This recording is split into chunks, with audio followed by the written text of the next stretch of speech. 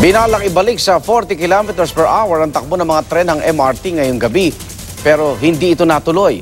At 20 kilometers per hour pa rin ang bilis. Apektado ang traffic sa EDSA hanggang side streets. Saksi si Susan Enriquez.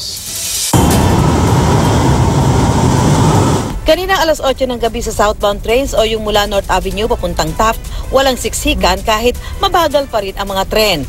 Pero sa dulong Taft Avenue Station kung saan nagmumula ang northbound trains, paikot-ikot na ang pila bandang alas 5:45 ng hapon kasabay ng rush hour. Nagkasalubong na ang mga bumaba at pasakay pa lang ng mga pasahero.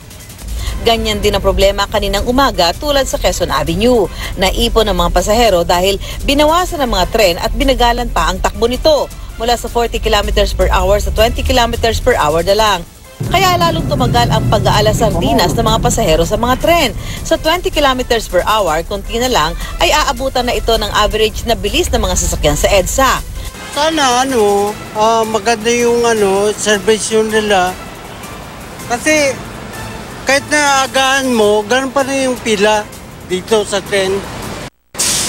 Kahit na malang araw ka naman sa inyo. Para ibsan ang hirap ng mga pasahero, nagpalibreng sakay ang MMDA at sinuspindi pa ang number coding ng mga bus sa EDSA. Dahil 6 na raang bus ang nadagdag ngayong araw, bumigat ang traffic sa EDSA pati sa mga side streets. Bukas ay sisikaping muling ibalik sa 40 kilometers per hour ang takbo ng MRT kung rush hour at gawing 18 ang bibiyahing tren.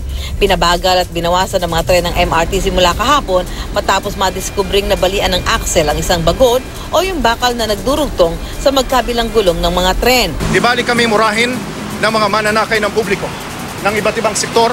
Di bali kami murahin kaysa makita ang mga pasahero na umiiyak sa ospital o kaya naman ay nananahimik sa sementeryo.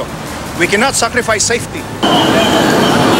August 2014, napabagali ng MRT sa 40 kilometers per hour mula sa 50 kilometers per hour dahil sa paglagpas na ito ng tren ng MRT sa EDSA Taft Station. Ako si Susan Enriquez, ang inyong saksi.